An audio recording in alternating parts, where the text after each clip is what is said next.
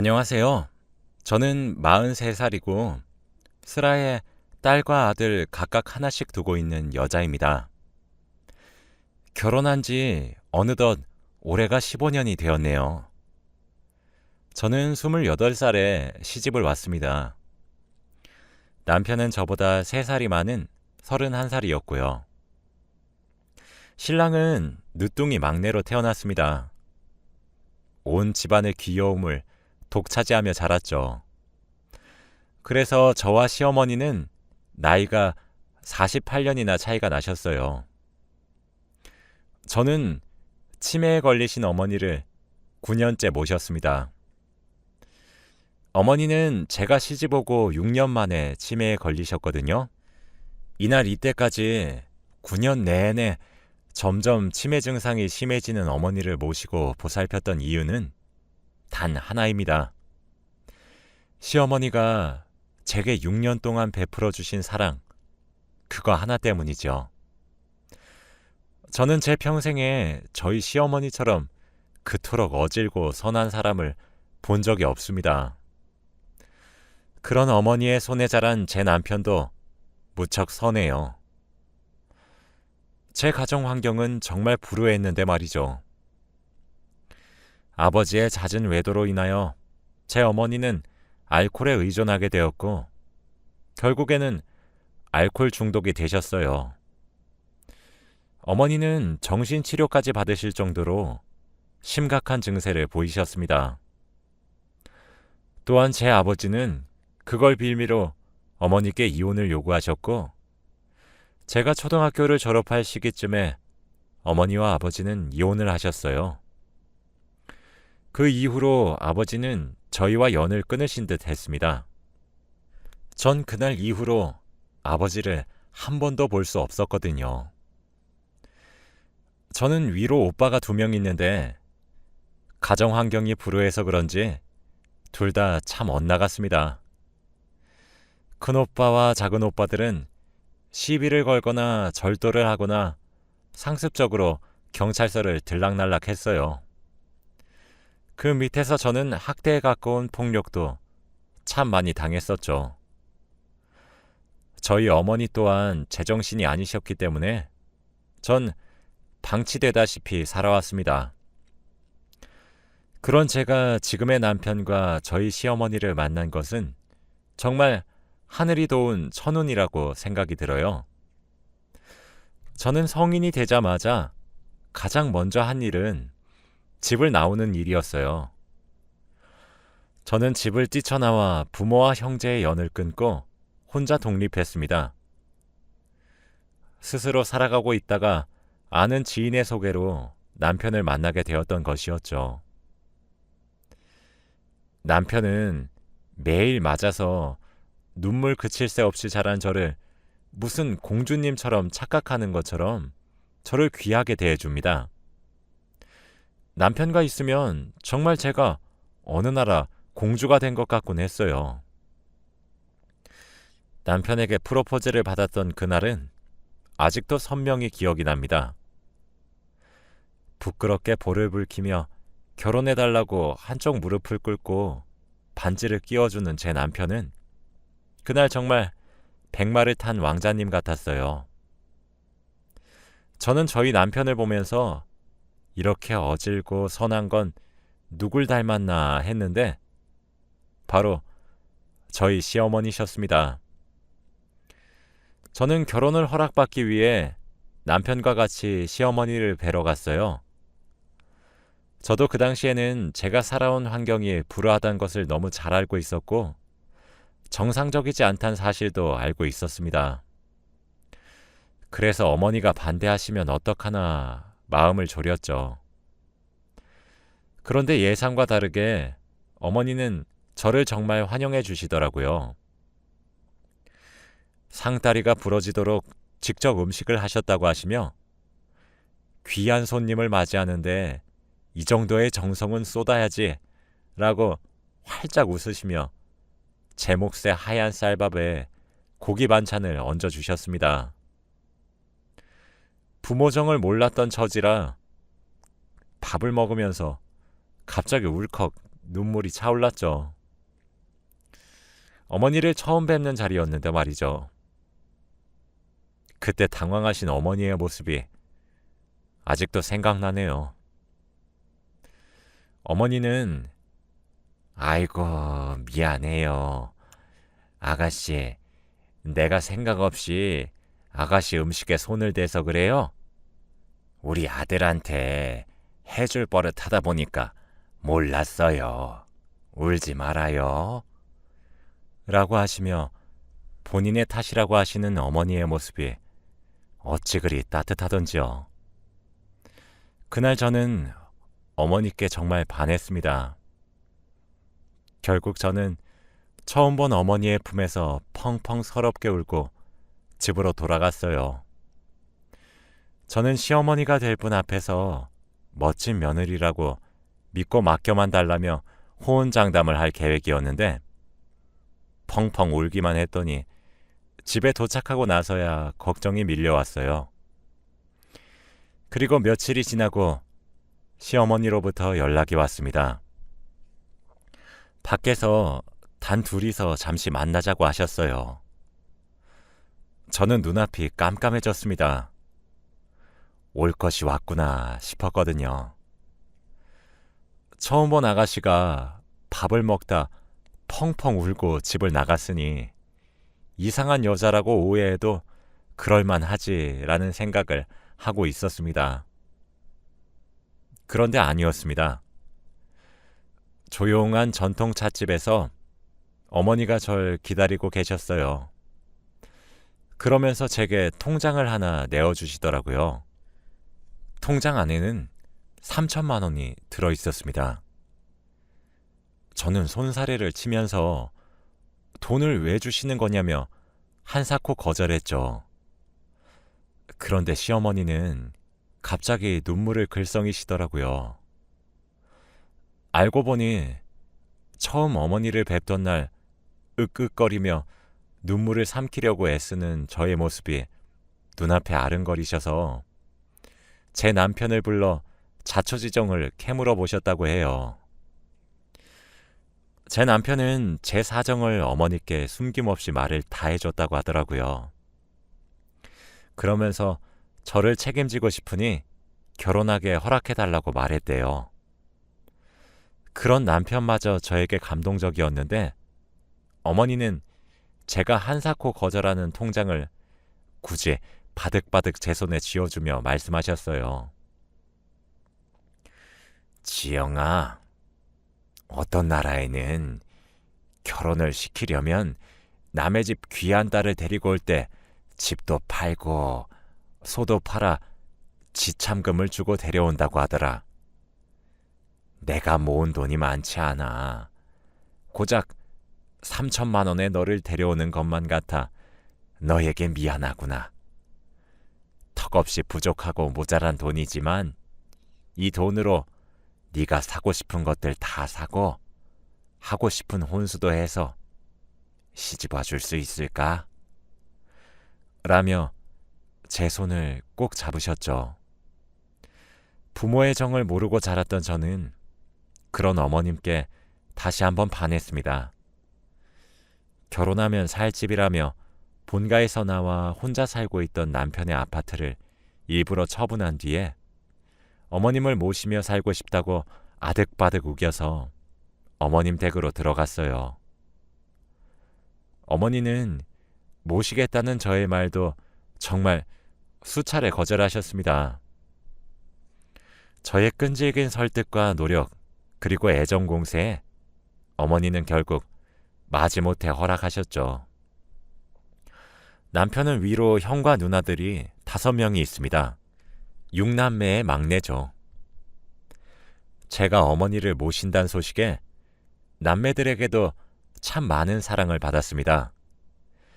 형님과 아주버님들도 어질고 선한 시어머니를 닮으셨는지 시집살이가 뭔지 구경도 시켜주지 않으셨어요. 제게 커다란 언성 한번 높이신 적도 없으시고요. 시아버지는 남편이 아주 어린 갓난아이 시절에 사고로 돌아가셨습니다. 어머니는 젊지 않은 나이에 과부가 되어 6명의 자식을 건사하셨죠. 지금 환갑을 바라보시는 아주버님은 자신이 평생 살아오면서 어머니가 큰 언성 한 번 높이는 것을 한 번도 본 적이 없다고 하셨습니다.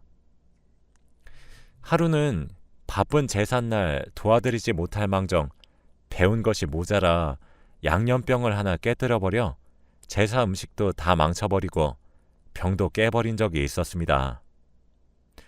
시어머니는 일말의 망설임도 없이 아무 소리 하지 말아라 라고 하시곤 형님과 아주버님 앞에서 손에 힘이 빠져 놓쳤다며 남편 보기 부끄럽다, 늙으면 죽어야 된다고, 나도 남편을 따라가야 된다고 하소연하셨습니다. 저는 그런 어머니의 한없이 커다란 사랑을 느끼며 살았어요.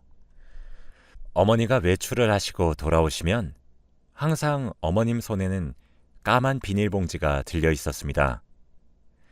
제가 군것질거리를 참 좋아했거든요. 저는 아이스크림을 참 좋아했습니다. 밥 한 그릇 뚝딱하고 냉동실에서 아이스크림을 하나 꺼내 쩝쩝거리고 먹고 있으면 이빨 다 상한다고 그만 먹으라고 등짝을 찰싹 때리시다가도 외출할 때 돌아오시면 항상 집 앞 슈퍼에서 제게 가져다 줄 아이스크림을 2봉다리씩 사들고 귀가하셨죠. 저는 그런 어머니가 참 좋았습니다. 결혼하고 2계절 정도 지났나? 어머니랑 저랑 신랑 이렇게 셋이서 술을 한 적이 있었어요. 그날도 제가 곱창이 너무 먹고 싶다 노래를 부르니 어머니가 곱창을 사와 직접 집에서 구워주셨던 날이었죠. 맛있게 잘 먹다가 저는 술이 과했던 건지 뭔지 속마음을 얘기하다 서름만 가득한 제 어린 시절을 고백했었습니다. 방치당하며 학대를 받아왔던 시절을 말이죠. 줄곧 서럽기만 했던 저는 얘기를 하다 결국 시어머니 앞에서 엉엉 울면서 술주정을 했습니다. 저희 남편과 시어머니는 어른 어려운 줄 모르고 과음한 아내이자 며느리인 저를 혼내긴커녕 둘 다 저를 꼭 안아주었어요. 제 이야기를 들은 시어머니는 저보다 더욱 서럽게 우셨습니다. 얼마나 무서웠을꼬. 얼마나 서러움에 사무쳤을꼬. 지영아, 인제는 괜찮다. 괜찮아. 내가 있잖아. 내가 네 부모의 몫까지 더욱 잘해줄 테니 이제 그만 잊어라. 우리 집에서 셋이서 새롭게 출발하자. 하시며 저를 꼭 안아주셨죠. 저는 그렇게 엄마가 한 명 생겼던 날이었어요. 어머니는 입버릇처럼 제게 너는 내 막내딸이다 하셨어요. 항상 집으로 귀가하시면 공주야, 엄마 왔다 하셨었죠.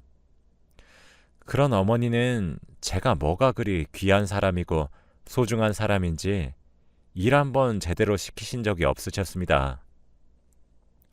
그저 제가 아깝고 자기에게 와줘서 오히려 고맙다며 손에 물 한번 묻히려고 하면 벌벌 떠셨어요.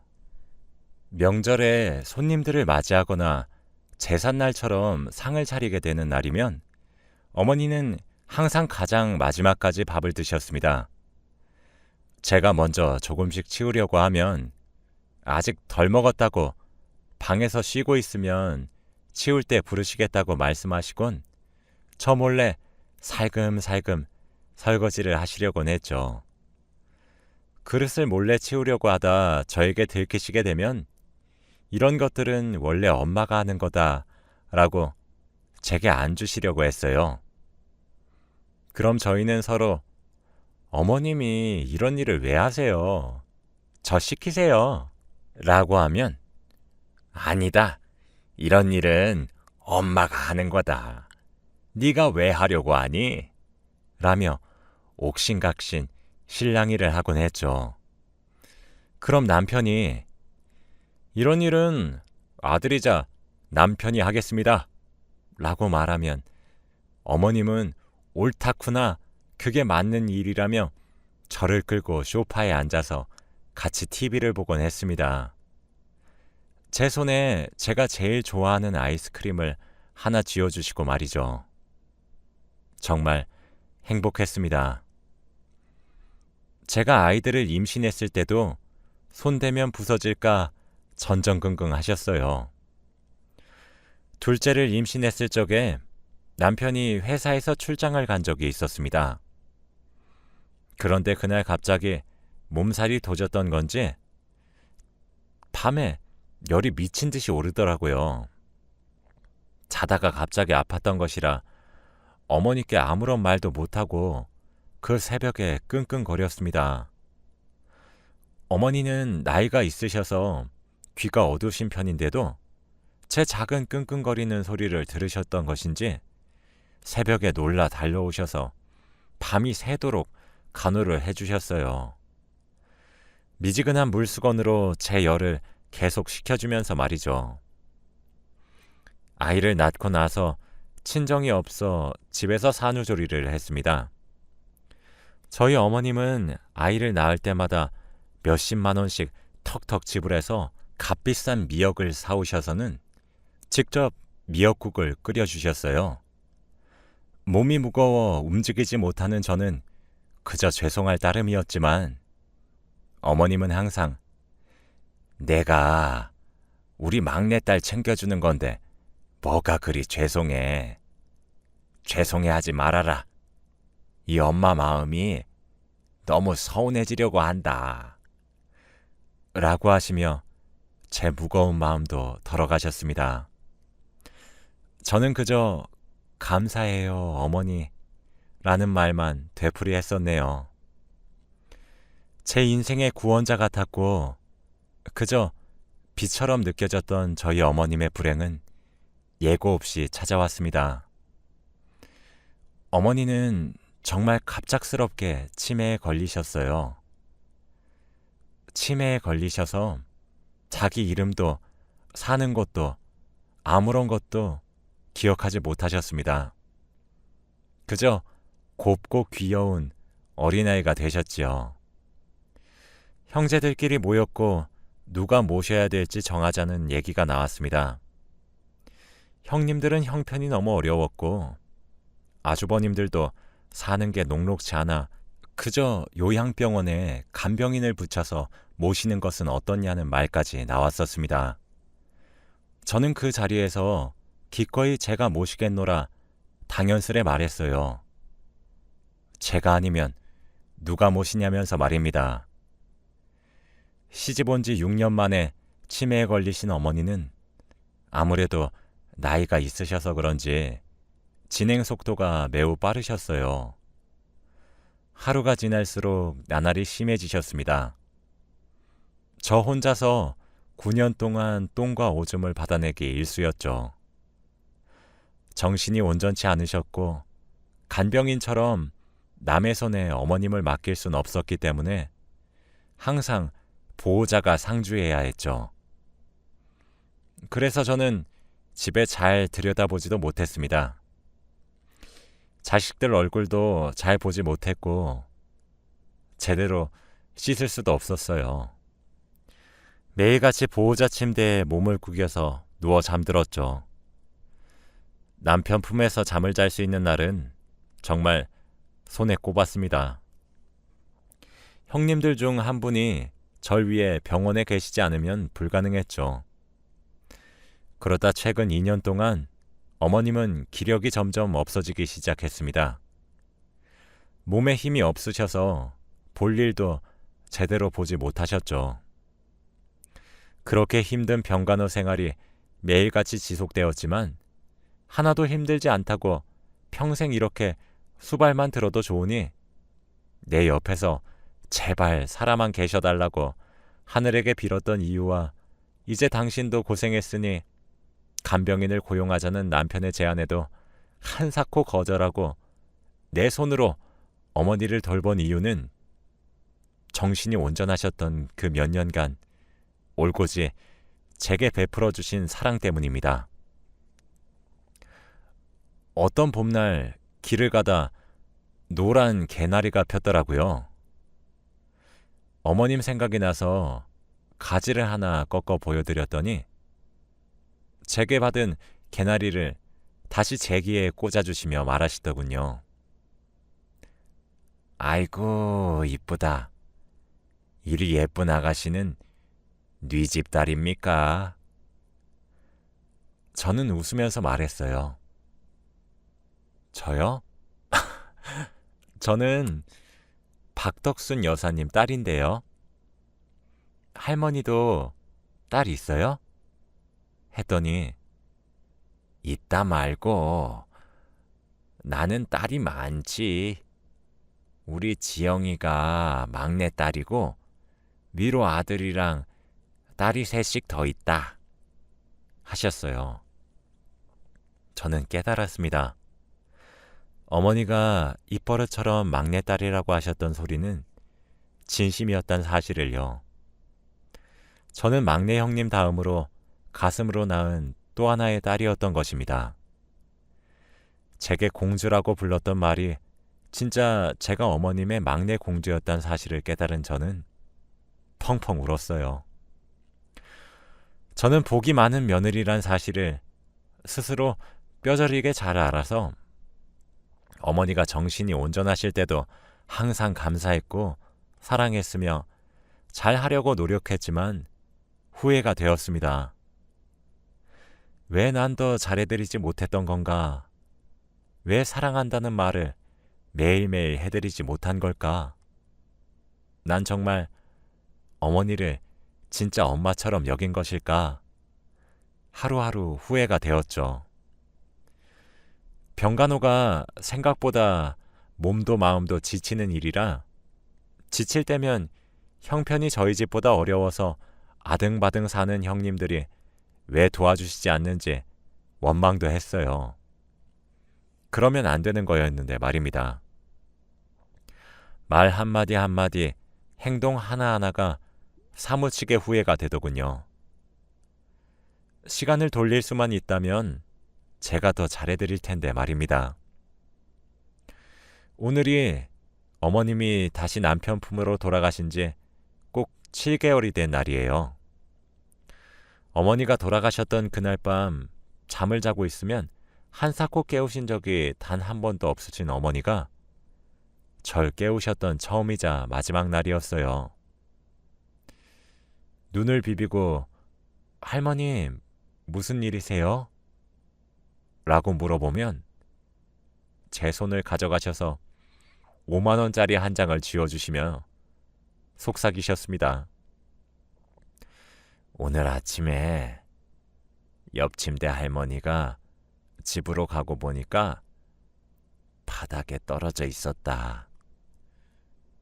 너한테만 주는 거니까 다른 사람들한테는 아무런 소리도 하지 말고 혼자서 맛난 아이스크림 사 먹어야 한다. 하시더라고요. 곰곰이 생각해보니 그날은 아주머님들이 시간을 맞춰서 점심시간에 우르르 몰려오신 날이었어요. 새 형님들도 병간호하고 그러려면 잘 챙겨 먹어야 한다며 밑반찬들을 바리바리 싸다 주셨던 날이기도 하고 어머님 얼굴을 보러 오신 날이었죠. 저희 남편도 퇴근하고 저와 어머님 볼 겸 저녁 9시에 들렸었습니다. 그리고 집으로 돌아갔는데 아침 9시에 태어나는 할머니가 떨어뜨린 돈을 주우셔서 계속해서 가지고 있다가 본인 자식들이 아닌 제게 돈을 주신 거였어요. 눈에서 눈물이 방울방울 떨어졌죠. 훌쩍이는 저에게 어머니는 왜 우노? 누가 그랬노? 라며 어쩔 줄 모르는 어머니께 저는 사랑한다고 수차례 말하고 고맙다고 말했습니다. 그러고 다시 어머님을 재우고 침대에 누워서 잠을 청했어요. 그러다 갑자기 낌새가 아주 이상했습니다. 혹시나 싶어서 어머님 심장에 귀를 가져다 대보니 뛰지 않고 있었습니다. 코에 손가락을 가져다 대보니 숨을 쉬지 않으셨죠. 제게 5만 원을 쥐어주신 그날 새벽에 어머니는 돌아가셨습니다. 하늘도 어머니의 어질고 선한 심성을 아신 건지 돌아가시는 마지막 날 자식들 얼굴을 다 보게 해주시고 돌아갈 수 있게 해주셨습니다. 어머니 장례를 치르면서도 바쁘게 손님들을 맞아야 할 저는 울면서 쓰러지기를 5번 했고, 그러다 장례식장에서 응급실로 실려가기도 했습니다. 그렇게 며느리인 저는 어머니가 떠나가시는 길에 게으르게 누워만 지냈습니다. 어머니를 발인한 날 형님들과 아주버님들 그리고 남편과 저는 오열했습니다. 어머님을 땅에 묻으면서 우리들은 우애 좋게 앞으로 잘 살 테니 걱정 말고 마음 편히 가시라며 그렇게 저희는 어머님을 보내드렸어요. 7개월째인 지금도 아직 정신이 안 차려집니다. 아직 중학생인 딸과 아들은 제게 엄마 힘내요 라며 매일 안아줘요. 며칠 전에도 형님이 오셔서는 산 사람은 살아야 되지 않겠어? 이리 축 처져 슬퍼하는 모습을 보면 엄마가 얼마나 속상하시겠어 라고 하시며 저를 혼내셨죠. 그 말을 들으니 정신이 번쩍 차려지더군요. 아직은 어렵지만 어머니를 보내드리려 노력하고 있습니다. 어머니가 주신 5만 원짜리를 고이 접어 베개 밑에 넣어두고 오늘은 꿈에 나와달라 빌며 잠에 들어요. 꿈에 나오면 사랑하고 고맙다는 말을 외치려고 준비도 합니다. 제가 가장 버티기 힘든 것은 여전히 집 여기저기에는 어머니 흔적이 가득한 현실이에요. 특히 저 주려고 항상 아이스크림을 봉다리째로 담아오셨던 그 까만 비닐봉지를 보고 있으면 눈물이 절로 나서 누가 가슴을 쥐어 뜯는 것처럼 아프고 미어집니다. 다음 생엔 제가 처음부터 어머님의 딸이 되고 싶은데 저만의 커다란 욕심이겠죠? 제 이야기를 들으신 여러분들 모두가 저희 어머니의 명복을 빌어주세요. 다음 생엔 아무 고생 없이 평생을 행복하게 사시길 빌어주시면 감사하겠습니다. 저는 오늘도 꿈에서 만날 어머니께 사랑한다고 말할 준비를 마치며 잠에 들게요. 들어주셔서 감사합니다.